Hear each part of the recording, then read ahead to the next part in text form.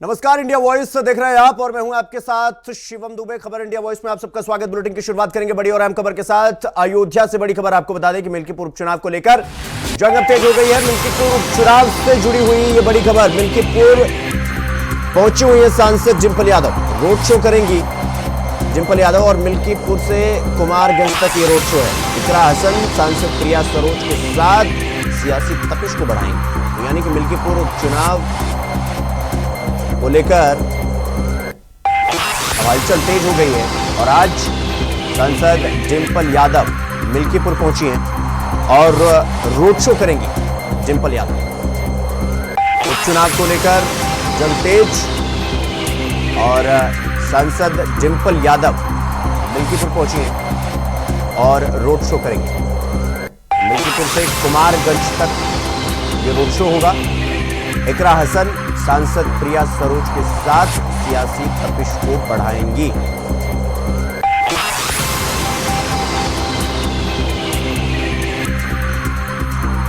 तो मिल्कीपुर उपचुनाव से जुड़ी हुई ये बड़ी खबर हम आपको बता रहे हैं। यहां पर इकरा हसन सांसद प्रिया सरोज के साथ सियासी तपिश को बढ़ाएंगे और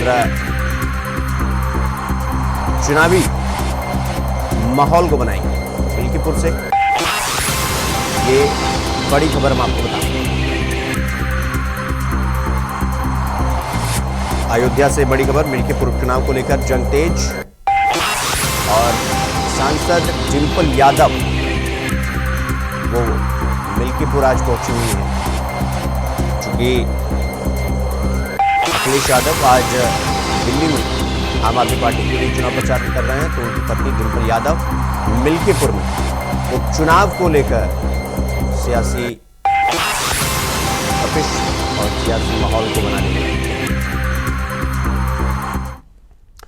तो लखनऊ से बड़ी खबर आपको बता दें कि समाजवादी पार्टी के राष्ट्रीय अध्यक्ष अखिलेश यादव का आज दिल्ली दौरा और दिल्ली के किराड़ी विधानसभा में रोड शो करेंगे अखिलेश यादव और शाम 4 बजे रोड शो होगा। आम आदमी पार्टी के संयोजक अरविंद केजरीवाल भी इसमें मौजूद रहेंगे। ये बड़ी खबर हम आपको बता रहे हैं। अखिलेश यादव समाजवादी पार्टी के राष्ट्रीय अध्यक्ष का आज दिल्ली दौरा और दिल्ली के किराड़ी विधानसभा में रोड शो करेंगे। अखिलेश यादव शाम 4 बजे रोड शो करेंगे। आम आदमी पार्टी के संयोजक अरविंद केजरीवाल भी मौजूद रहेंगे।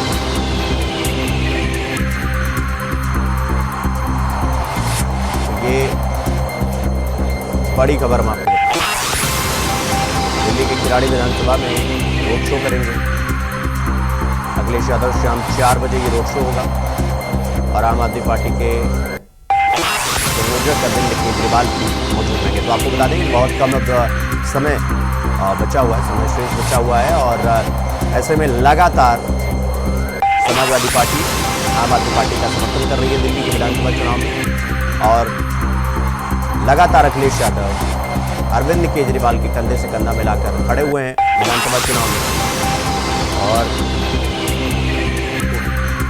उनके प्रत्याशियों के लिए रोड शो करेंगे किराड़ी विधानसभा में।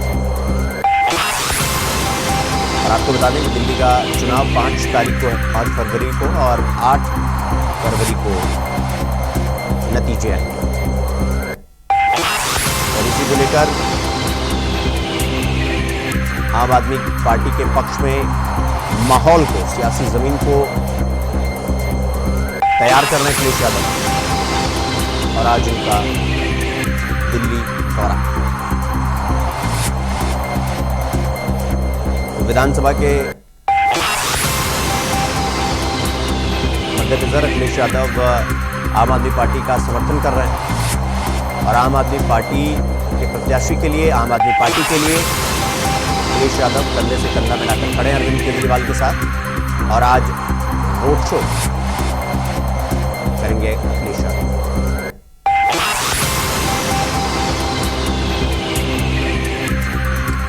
इस खबर पर हमारे साथ हमारे सहयोगी आसिफ हमारे साथ फोन लाइन पर जुड़ गए हैं। आसिफ, जिस तरह से अखिलेश यादव का आज दिल्ली दौरा है और किराड़ी में रोड शो करेंगे अखिलेश यादव, और क्या कुछ जानकारी की अपडेट? देखिए, आज सपा प्रमुख अखिलेश यादव दोपहर बाद दिल्ली रवाना हो चुके हैं। उनकी 4 बजे दिल्ली विधानसभा चुनाव को लेकर एक अहम रोड शो है और इस रोड शो में आम आदमी पार्टी के अध्यक्ष अरविंद केजरीवाल के साथ सपा प्रमुख अखिलेश यादव आम आदमी पार्टी के लिए माहौल बनाएंगे और साथ ही साथ आम आदमी पार्टी की जीत के लिए अपील भी करेंगे। क्योंकि जिस तरह से यूपी की बात करें कि यूपी के लाखों लोग दिल्ली में रोजगार के सिलसिले में रहते हैं, इन सभी लोगों को आम आदमी पार्टी के पक्ष में मतदान करने की अपील करेंगे और साथ ही साथ जो है यह भी अपील करेंगे कि यहाँ पर आम आदमी पार्टी पूरी तरह से जीत रही है। इसको लेकर भी बड़ी तैयारी की गई। हालांकि जिस तरीके से समाजवादी पार्टी ने दिल्ली विधानसभा चुनाव में कांग्रेस के बजाय आम आदमी पार्टी को समर्थन देने का ऐलान किया था, यह माना जा रहा था कि दिल्ली विधानसभा चुनाव में सिर्फ समर्थन ही देगी समाजवादी पार्टी। लेकिन जिस तरीके से आज समाजवादी पार्टी प्रमुख अखिलेश यादव पूरी तरह सामने आ गए हैं और जिस तरीके से रोड शो करेंगे, इससे सियासी पारा भी हाई हो चला है। क्योंकि अभी तक देखा जा रहा था कि लोकसभा चुनाव में राहुल और अखिलेश की जोड़ी चर्चा में हुआ करती थी, लेकिन दिल्ली विधानसभा चुनाव में राहुल का साथ छोड़ते हुए अखिलेश यादव ने अरविंद केजरीवाल को पूरी तरह से समर्थन दे दिया है। किराड़ी विधानसभा में उनका रोड शो होगा। रोड शो की तैयारी भी पूरी तरह से की गई है और सपा प्रमुख अखिलेश यादव के पहले ही सपा के कुछ नेता भी दिल्ली पहुंच चुके हैं और एक माहौल बनाने के लिए समाजवादी पार्टी प्रमुख अखिलेश यादव आम आदमी पार्टी को जिताने के लिए माहौल तैयार करेंगे। जी आसिफ, अब चूंकि लगातार अखिलेश यादव आम आदमी पार्टी का सहयोग कर रहे हैं और वो अरविंद केजरीवाल के कंधे से कंधा मिलाकर खड़े हैं, ऐसे में किराड़ी विधानसभा में आना और रोड शो करना कितना इंपैक्टफुल साबित हो सकता है अरविंद केजरीवाल के लिए? चूंकि इससे पहले अरविंद केजरीवाल के साथ कोई पार्टी उनका समर्थन करे ना करे, लेकिन अखिलेश यादव वो लगातार खड़े, तो कितना इंपैक्टफुल होगा ये अखिलेश यादव का रोड शो केजरीवाल के लिए? देखिए, अगर बात करें अखिलेश यादव के चुनावी रोड शो के बारे में, तो जिस तरीके से आम आदमी पार्टी को समर्थन दिया है और यहाँ की स्थिति की बात करें तो यहाँ पर कांग्रेस, आम आदमी पार्टी और बीजेपी के बीच त्रिकोणीय लड़ाई के आसार दिख रहे हैं। क्योंकि यहाँ पर भले ही बसपा चीफ मायावती ने अकेले दम पर चुनाव लड़ने का ऐलान किया है, लेकिन जो एयर कभी हुआ करता था बसपा का, वह पूरी तरह से फूट चुका है गुब्बारा। और इससे यही अंदाजा लगाया जा रहा है कि दिल्ली विधानसभा चुनाव में कांग्रेस, बीजेपी और आम आदमी पार्टी के बीच कांटे की टक्कर हो सकती है। आम आदमी का पल्ला भारी करने के लिए अखिलेश यादव पूरी तरह से मैदान में उतर चुके हैं और जिस तरीके से यूपी के पूर्वांचल, आजमगढ़ समेत कई शहरों के लोग जो है दिल्ली में रहते हैं, इन पर डोरे डालने की कोशिश की जा रही है। लेकिन एक तरफ जहां बीजेपी सबका साथ सबका विकास का नारा देते हुए यहाँ पर चुनावी ताल ठोक रही है और कांग्रेस कहीं न कहीं कुछ योजनाओं को लेकर एक घोषणा कर चुकी है, तो आम आदमी पार्टी के लिए मुश्किलों भरा दौर भी हो सकता है। क्योंकि जिस तरह से आम आदमी पार्टी को सपा ने समर्थन दिया है या समाजवादी पार्टी का जो मंशा पाल रखी है कि वह उत्तर प्रदेश के लोगों का वोट आम आदमी पार्टी के समर्थन में कन्वर्ट करा लेगी, यह भी एक कहीं न कहीं टेढ़ी खीर दिख रही है। क्योंकि दिल्ली विधानसभा चुनाव और यूपी विधानसभा चुनाव में जमीन आसमान का अंतर है और जिस तरीके से बीजेपी ने पूरी चढ़ाई की है इस बार दिल्ली विधानसभा में अपना परचम लहराने के लिए कई दिग्गज चुनाव मैदान में उतर चुके हैं, तो ऐसे में मामला देखना होगा कि कितना दिलचस्प है और कितना वोट बैंक सपा प्रमुख अखिलेश यादव आम आदमी पार्टी को कन्वर्ट करा पाते हैं। क्योंकि लड़ाई जो है अब रोचक भी है, टेढ़ी भी दिख रही है।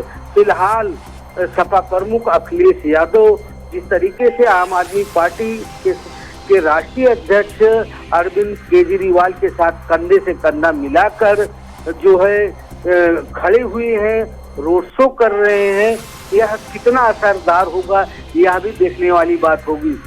और जिस तरह से यूपी की बात करें तो फिलहाल अभी तक इंडिया गठबंधन का हिस्सा कहीं न कहीं आम आदमी पार्टी भी हुआ करती थी। और जिस तरह से लोकसभा चुनाव में आम आदमी पार्टी ने भी पूरी तरह से समर्थन दिया था, लेकिन कहीं न कहीं यूपी के लोकसभा चुनाव में कांग्रेस का साथ जो है समाजवादी पार्टी को काफी फलदायक रहा और सपा की वजह से कांग्रेस को भी काफी सफलता मिली।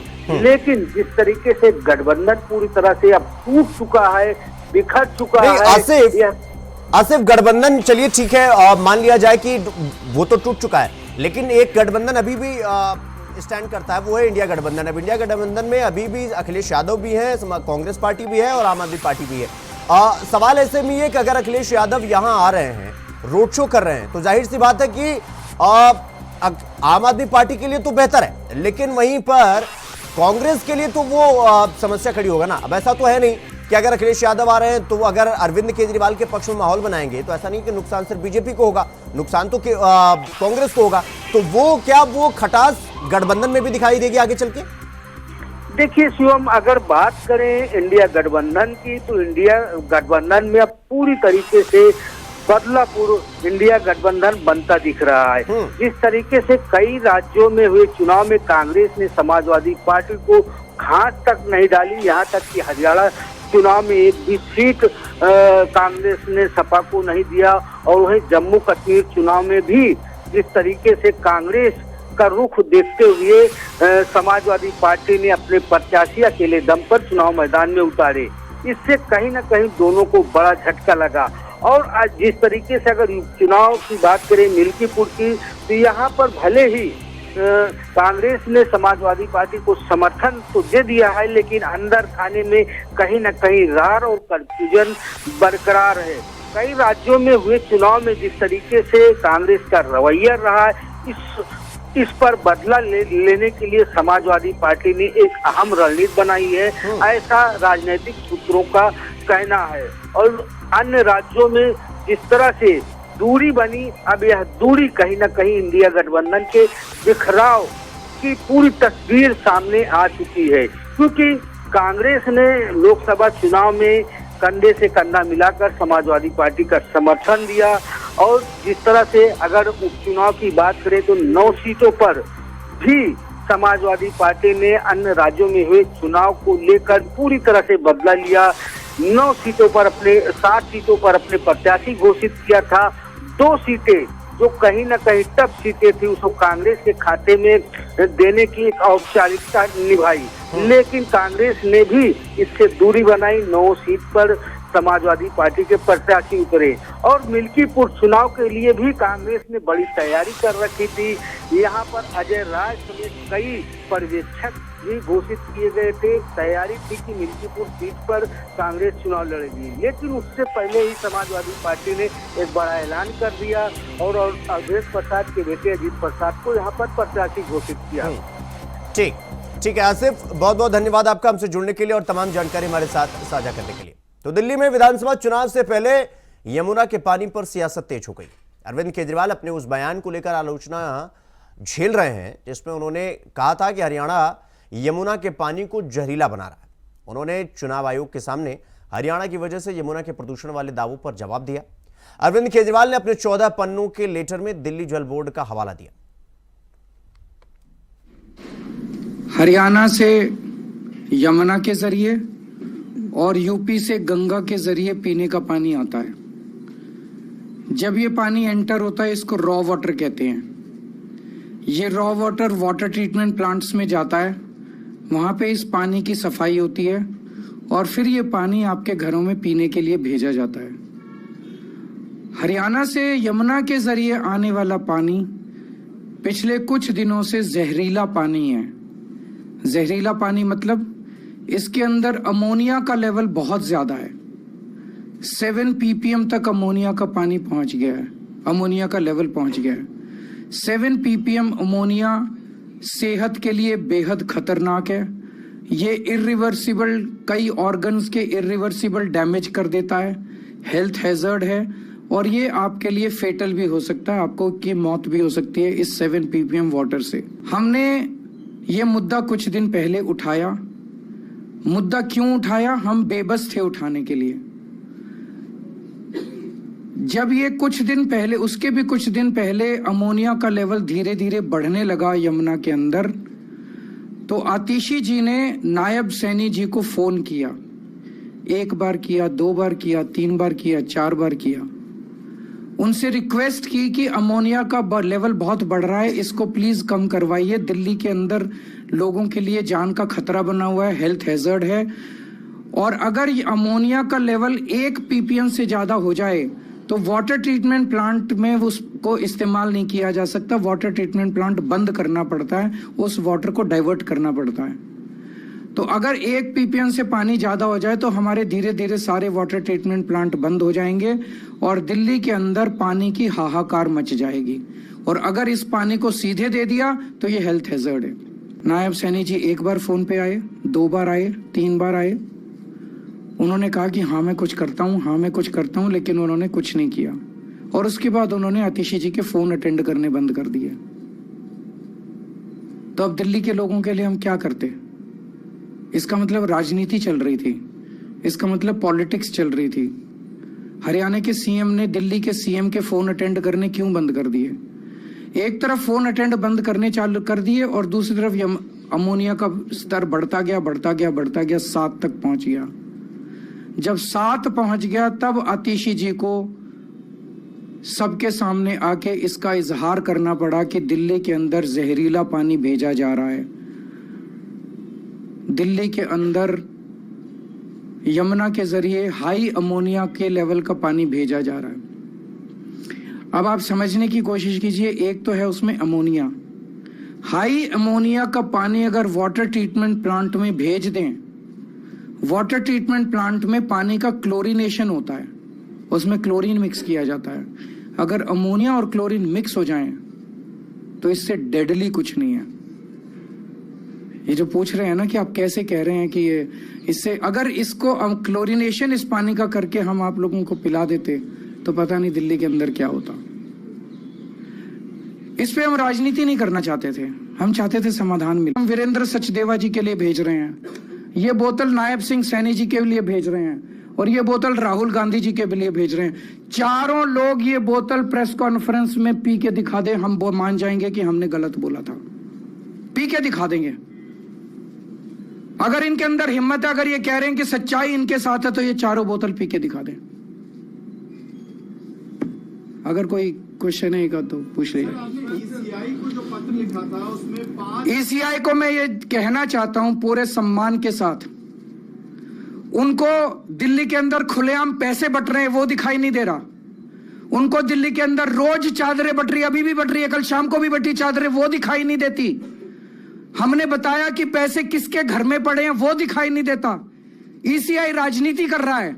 क्यों? क्योंकि राजीव कुमार को पोस्ट रिटायरमेंट 28 फरवरी को पोस्ट रिटायरमेंट उनको नौकरी चाहिए। मैं राजीव कुमार जी को कहना चाहता हूं, इतिहास उन्हें माफ नहीं करेगा। जितना कबाड़ा राजीव कुमार जी ने इलेक्शन कमीशन का किया है, मुझे लगता नहीं कि भारत के इतिहास में इलेक्शन कमीशन का इतना कभी कबाड़ा हुआ है। मुझे पता है ये 2 दिन के अंदर मुझे जेल में डालेंगे, डाल दे मुझे जेल के अंदर। जिस तरह की आज भाषा उन्होंने इलेक्शन कमीशन ने लिखी है, ये इलेक्शन कमीशन का काम नहीं है। अगर राजनीति करनी है, राजीव कुमार लड़ने एक सीट से दिल्ली की किसी विधानसभा से। खुलेआम दिल्ली के अंदर गुंडागर्दी मची पड़ी है, खुलेआम पैसे बांटे जा रहे हैं, खुलेआम चादरें बांटी जा रही हैं। इस किस्म का चुनाव इस देश की जनता ने कभी देखा ही नहीं था। मैं 3 बोतलें इलेक्शन कमीशन के लिए भी भेज दूंगा। हमारे पास 20 बोतलें हैं, कल रात को हमने लैब में बनवाई है। 20 बोतलों का पानी में 3 बोतलें राजीव कुमार जी को भेज दूंगा। वो प्रेस कॉन्फ्रेंस में तीनों इलेक्शन कमिश्नर पी के दिखा दें, हम मान जाएंगे कि हम। तो कांग्रेस के राष्ट्रीय अध्यक्ष मल्लिकार्जुन खड़गे ने महात्मा गांधी की पुण्यतिथि पर कहा कि उन्होंने इस देश को आजादी दिलवाई, देश के लिए अपना जीवन समर्पित कर दिया और किसी सत्ता के लिए नहीं लड़े। उन्हें किसी सत्ता का लालच नहीं था। यह हमारे लिए बहुत गर्व की बात है कि ऐसे व्यक्ति, ऐसे महापुरुष हमारे देश में पैदा हुए और पूरा विश्व उनका सम्मान करता है। हमें उनके सिद्धांतों पर चलना चाहिए। नफरत से देश आगे नहीं बढ़ेगा। अगर हम अहिंसा के मंत्र पर चलेंगे तो देश आर्थिक, सामाजिक, शैक्षणिक रूप से आगे बढ़ेगा। क्या कुछ कहा मल्लिकार्जुन खड़गे ने, सुन। इस देश के लिए आजादी दिलाए, अपना जीवन पूरा देश के लिए अर्पित किया और किसी पावर के लिए या पावर के लिए नहीं लड़े, कोई पावर का लालच नहीं था। ऐसे व्यक्ति, ऐसे महापुरुष हमारे देश में पैदा होना और उनको सारी दुनिया सम्मान करना, ये हमारे लिए बहुत बड़ी गर्व की बात है। लेकिन उनके जो उसूल, हमको उनके उसूलों पे चलना चाहिए, उस पे आज देश के नेता लोग नहीं चल रहे, क्योंकि उनको गांधी जी के उसूल क्या है मालूम, और अहिंसा से हम बहुत कुछ हासिल करते हैं ये भी उनको मालूम है। अब इधर इधर चंद लोग बोल रहे हैं जो गांधी जी का मार्ग ठीक है और दुनिया में बुद्ध चाहिए, युद्ध नहीं। लेकिन एक काम गांधी जी ने 100 साल पहले किया था और उसी के वजह से हम कामयाब होके आए और दुनिया के बहुत से लीडर्स जैसा मंडेला जी है और दूसरे लूथर है, मार्टिन लूथर, ऐसे सभी लोग उनको गुरु मानते हैं। तो रुक करेंगे अगली खबर की ओर। जौनपुर में 2 अलग अलग सड़क हादसों में 3 श्रद्धालुओं की मौत हो गई। आधा दर्जन से अधिक श्रद्धालु घायल हो गए। सभी घायलों को उपचार के लिए अस्पताल में भर्ती करवाया गया। दरअसल कार और रोडवेज बस के नीचे आमने सामने भीषण टक्कर हुई, जिसपे दर्दनाक हादसे में कार सवार 3 श्रद्धालुओं की मौके पर ही मौत हो गई, जबकि 3 लोग गंभीर रूप से घायल हो गए। दूसरी घटना सिरकोनी क्षेत्र के हौज टोल प्लाजा के पास प्राइवेट बस और टैंकर में टक्कर होने से आधा दर्जन श्रद्धालु घायल हो गए। सूचना पर पहुंची पुलिस ने सभी घायलों को उपचार के लिए अस्पताल में भर्ती करवाते हुए दोषियों के खिलाफ मामला दर्ज कर जांच पड़ताल शुरू कर दी। जनवरी 2025 को सुबह लगभग 4:30 बजे सूचना प्राप्त होती है कि सतहरिया औद्योगिक क्षेत्र में एक रोडवेज तथा एक 4 व्हीलर वाहन में टक्कर हो जाने के कारण कुछ लोग घायल हुए हैं। तत्काल थाना स्थानीय द्वारा घायलों को सामुदायिक स्वास्थ्य केंद्र सतहरिया पहुंचाया गया, जहां पर डॉक्टरों द्वारा 3 व्यक्तियों को मृत घोषित कर दिया गया तथा 3 अन्य घायल हैं। तो कानपुर देहात के मेथा तहसील क्षेत्र के बैरी सवाई में बिना किसी आदेश ग्रामीणों की जमीन पर कब्जा करने की शिकायत पर कार्रवाई न होने पर नाराज पूर्व सांसद और राज्य मंत्री प्रतिभा शुक्ला के शुक्रवारसी डीएम कार्यालय में धरने पर बैठ गए। जानकारी पर जिलाधिकारी ने कार्रवाई का आश्वासन देकर धरना खत्म करा। बैरी सवाई गांव के लोगों ने बताया कि गांव के रकबा पर उनका कब्जा है और खतौनी में दर्ज है। आरोप है कि कानपुर नगर के एक भूमाफिया ने सौभाग्य सिटी नाम से कंपनी बनाकर ब्रांडिंग शुरू की, जबकि उसके खिलाफ पूर्व में कई मामले मेथा में दर्ज हैं। इसके बाद भी उस पर कोई कार्रवाई नहीं हुई। पीड़ितों ने बताया कि उनमें से कई लोग सेना से भी रिटायर हैं। इसके बावजूद भी दबंग पर समुचित कार्रवाई नहीं की जा रही है। ग्रामीणों की शिकायत पर कार्रवाई न होने की जानकारी पर पूर्व सांसद समस्या सर ये है कि कुछ भूमाफिया हमारे गांव में जंगल लाग जो ग्राम सभा जमीन है कब्जा कर रहे हैं। हम लोग किसानों की जमीन जुड़ी हुई उसी से। अब ये वहाँ के जो तहसील का प्रशासन शासन सब मिल के पैसा खा के मतलब हम लोग किसानों की ज़बरदस्ती ज़मीन कब्जा करा रहे हैं। अगर हम लोग जाते हैं तो उल्टा हम लोगों को धमकाया जाता है और मतलब एक मेन फ्रंट पे वो ज़मीन मांगते हैं, रोडे पे उनकी ज़मीन निकलती है। विनोद कुशवाहा ज़बरदस्ती उस पर बाउंड्री कर दी है, इसलिए हम आए हैं डीएम से प्रार्थना करने की हमारी ज़मीन दी जाए। अच्छा, उप जिलाधिकारी से आपकी बात हुई, उन्होंने क्या रिस्पॉन्स दिया? उन्होंने कुछ सुना ही नहीं। कितनी जमीन है आपके वहाँ? तो देवरिया के सदर कोतवाली थाना क्षेत्र के रेलवे स्टेशन रोड में अतिक्रमण कर अवैध मछली बाजार लगाया जाता है और उस अतिक्रमण को हटवाने के लिए राजस्व विभाग, नगरपालिका और पुलिस की टीम पहुंची, जहां पर मछली कारोबारी और पुलिस के बीच तीखी नोकझोंक हो गई, जिसके बाद पुलिस के ऊपर मछली व्यवसायियों द्वारा पथराव किया गया। इसके बाद पुलिस ने अपने बचाव में लाठियां चलाना शुरू कर दी। व्यवसायियों का कहना है कि रेलवे की भूमि है और इस भूमि पर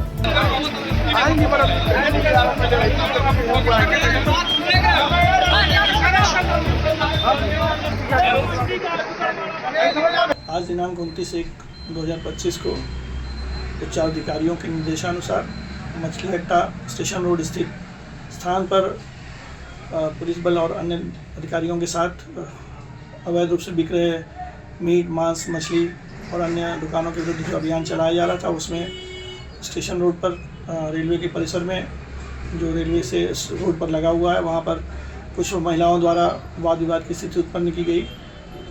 जो वो महिलाएं जो है नियम विरुद्ध तरीके से वहाँ पे मछली और मीट का कारोबार करती हैं, तो जब उनसे पूछा गया कुछ, तो वाद विवाद की स्थिति उत्पन्न हुई और उसी वाद विवाद के क्रम में उनसे कुछ बहस और इस तरह की गतिविधियाँ हुई। वर्तमान में स्थिति सब सामान्य है। प्रशासन के लोग आए अतिक्रमण हटाने के लिए, जो कि उस अतिक्रमण से कोई मतलब नहीं था। नगर पालिका के लोग गुमराह कर करके ले करके आए, प्रशासन को जो पूरी बात बताए नहीं।